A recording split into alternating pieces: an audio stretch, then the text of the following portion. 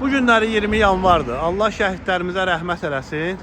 Amma Azərbaycan xalqı bilməlidir ki, Əliyevlər hakimiyyəti 20 yanvardan da böyük bir faciə törədiblər. Azərbaycan vətəndaşlarının 50% ölkədən didərgin düşübdür.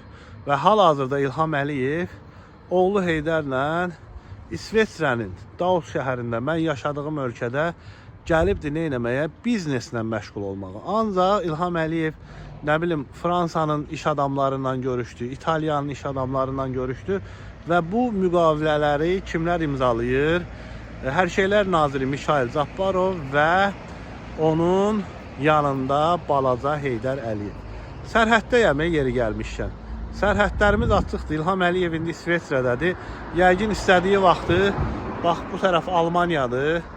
Bu tərəfdə İsveçrənin deməli gömrüyüdür. Bax Almaniya. Görürsünüz, sərhəddir. Və sərhədlər açıqdır. İlham Əliyev indi hal-hazırda İsveçrədə bu şəraiti, bu gözəlliyi görüb Azərbaycan xalqına hansı üzlə Azərbaycanın uğurlu inkişafından danışa bilər? Niyə Azərbaycanımızın sərhədləri bağlıdır? Balaca Heydər nə adla Azərbaycanı gedib Davosda nə eləyir? Təmsil edir. Kimdir axı? Niyə xalqdan gizlədiblər ki, balaca Heydər Əliyev Sokarın işçisidir? Harada pul var, bunlar oradadır. Camaat 20 yanvar deyir, Azərbaycanda ağlaşma, gül qoyma mərasimi. İlham Əliyev Davosda bax bu vəziyyətdə gülə-gülə müqavilələr imzalayır. Bax bu vəziyyətdə də balaca Heydər yanında oturub Sokarın işçisi kimi Azərbaycanı təmsil edir. Bax, Almaniyanın sərhəddi, İsveçrənin sərhəddi. Bax bu ananı görürsünüz.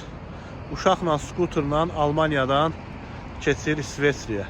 Bax bundan danışmaq lazımdır. Saxta vətənşüvənlik etmək lazımdır və İlham Əliyevə səslənirəm. İlham Əliyev, yanında ordun var, axranaların var.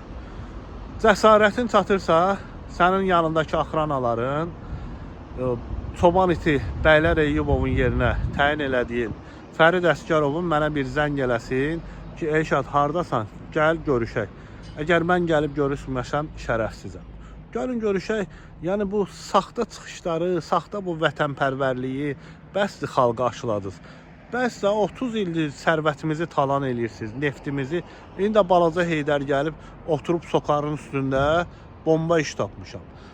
Emin Ağalarov Leylanın keçmiş əri Nardaranda kazino açır, nə bilim gəmi tikir, otellər açır.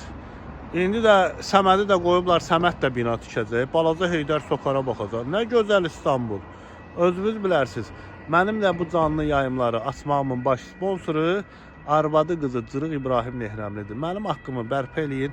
Ondan sonra gedin Sokarı da talayın, neftini də qızıl yataqlarında. Nə qədər ki bu xalq qorxacaq, öz haqqını tələb eləməyəcək, bundan betər günə qalacaq. Almaniya ilə İsveçrənin sərhəddindən mən Elşad Məmmədov. Ala deyəsən polislər gəlir, nəsə eşidiblər. Ya polis deyil, tədili yardımdır. Özünüzdən müğayət olun.